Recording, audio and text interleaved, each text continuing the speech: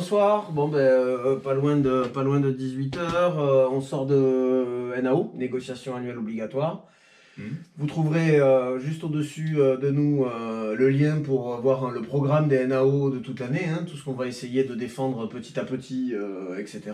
En tout cas aujourd'hui, signature d'un accord sur la question du jour de solidarité. Et Karine, tu nous en diras Voilà, plus. donc cette question a été remontée par la filière médico-sociale personnes âgées, puisque nous avions nous-mêmes remonté cette question et nous avions eu comme réponse pour certains établissements de voir sortir une journée, un jour férié posé sur cette journée de solidarité. Ça veut dire que les collègues qui travaillent ce jour-là sur le planning se retrouvent avec une perte donc, de 7 heures de récupération et une perte de 7 heures de prime journée solidarité, puisque la loi prévoit que si cette journée de solidarité est posée sur un jour férié, les avantages conventionnels voilà, ne sont pas appliqués. Effectivement, nous, ça nous a paru complètement ubuesque.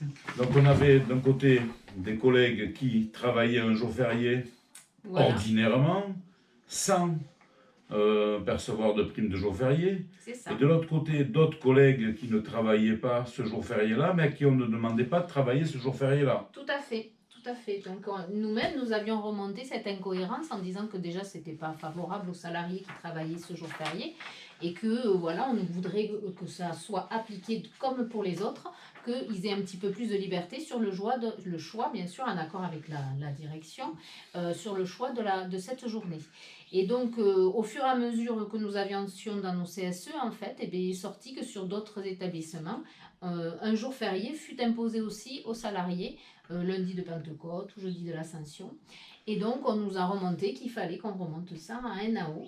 Bon, il faut être honnête, c'était quand même quelque chose qui était passé que par la tête des directeurs d'EHPAD, parce que les autres directeurs étaient quand même étonnés même que ça ait pu avoir lieu. Donc on avait préparé les pétitions, on avait préparé le rassemblement au siège s'il le fallait, on n'a pas eu besoin de sortir tout ça, et c'est quand même plus simple. Donc on sort avec un accord que vous retrouverez en ligne, comme d'habitude, sur notre blog. Et donc, on rappelle finalement quoi? Le cadre de la loi, d'une certaine manière. Oui. On peut travailler 7 heures et on est annualisé, soit... Ouais, bref. Donc, travailler 7 heures, si on est annualisé, elles sont lissées sur l'année. Je vous fais rapide parce que personne ne travaille de la même manière dans cette association. Travailler un jour férié qui était précédemment chômé, c'est important de le préciser comme ça. C'est que si dans l'emploi du temps, on n'était pas prévu de travailler un jour férié et qu'on travaille un jour férié, sauf le 1er mai, à ce moment-là, ça fonctionne. Par contre, on ne peut pas nous obliger à utiliser nos 7 heures sur le jour férié, parce qu'autrement, c'est triple peine. On y perd les 7 heures du jour, on y perd la récupération auquel ça donnait lieu, et on y perd la majoration. Et ça peut être aussi de supprimer une RTT ou un congé trimestriel. 7 heures de repos compensateur, oui. Voilà. Donc il vous faudra quand même un minimum discuter avec votre direction, mais c'est à votre main. La pratique la plus majoritaire, de toute façon, ça a été rappelé de nombreuses fois, c'est on donne des repos compensateurs, parce qu'effectivement c'est un travail qu'on a fait et pour lequel on mérite un repos compensateur, on donne celui-là parce que c'est celui qui vient le moins bouleverser nos équilibres de travail, vous voyez. Voilà. Voilà pour cet accord. Un autre accord sur le travail de nuit.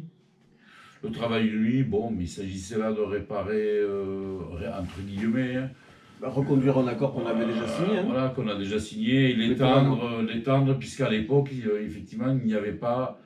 Alors, nous avions des collègues qui travaillaient la nuit, bien sûr, en EHPAD, mais il s'agissait essentiellement d'éducateurs. Donc, à l'époque, par abus de langage, il était fait référence qu'au personnel éducatif. Donc, nous avons tenu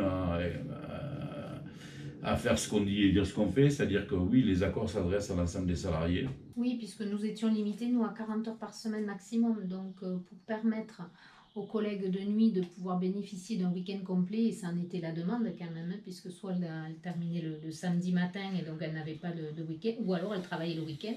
Donc en fait, on a étendu cet accord au personnel des EHPAD pour qu'elles puissent travailler jusqu'à 44 heures par semaine, et ainsi pouvoir bénéficier dans leur planning d'un week-end complet, un week-end sur 2. Oui, voilà, par ricochet, on augmente la durée du travail sur une semaine et forcément on la diminue sur la semaine suivante. Oui, bien sûr, c'est pas 44 heures chaque semaine. Oui, c'est très important. C'est-à-dire que Voilà, il y a quand même une contrepartie, c'est le week-end. Enfin, une contrepartie, oui, en tout cas des week-ends où on peut enfin vivre en famille. Voilà, famille avec ses amis, en fait, on peut faire ce qu'on veut. Voilà. Et de l'autre côté, on travaille moins la semaine suivante. Voilà. Allez, en quelques mots aussi, une discussion, mais on a l'impression que c'est la même depuis plusieurs années, autour de l'accord transfert. Donc sachez-le, l'accord transfert, c'est celui de 2018, il fonctionne encore. L'employeur fera peut-être vadémécum, peut-être des emplois du temps type pour aider dans la protection de l'enfance ou dans le médico-social à ce que les chefs de service ou les patrons y voient plus clair. Nous, en général, on sait comment on peut partir en transfert et on sait que c'est important pour les jeunes qu'on accompagne et pour les salariés. Rien n'empêche, dans l'accord de 2018, le fait que vous partiez en transfert. Si on vous dit ça, c'est que c'est de la littérature. Rapprochez-vous pour le coup, surtout des délégués syndicaux de vos boîtes, en premier. S'il n'y en a pas, de vos RP, de vos élus, qui feront remonter aux délégués syndicaux, parce que cet accord, il faut qu'il soit appliqué, puisqu'il est simple à appliquer, quoi qu'on en dise.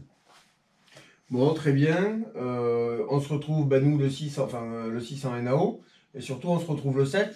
Alors, en l'occurrence, chacun dans nos établissements, donc on ne va pas se retrouver.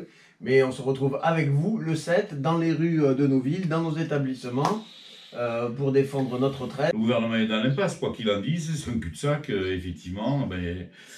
Voilà, il ne pourra pas décider de cette réforme des retraites sans nous, ce n'est pas possible. Donc le 7, il faut se mobiliser, Voilà. par tout moyen, la grève, les occupations, ce que vous voulez, ce que vous pouvez, mais le Tous 7, ensemble, collectif, pas tout seul dans son coin. bien sûr, On le décide 7, avec les collègues. voilà, le 7, il est impératif de faire quelque chose puisque la retraite, c'est une petite partie de notre modèle social.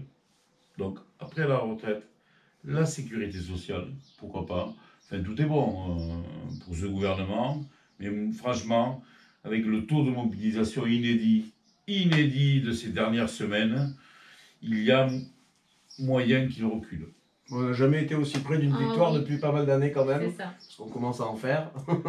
Donc voilà. Donc on va gagner tous ensemble et on se retrouve le 7 et on se retrouve les jours d'après.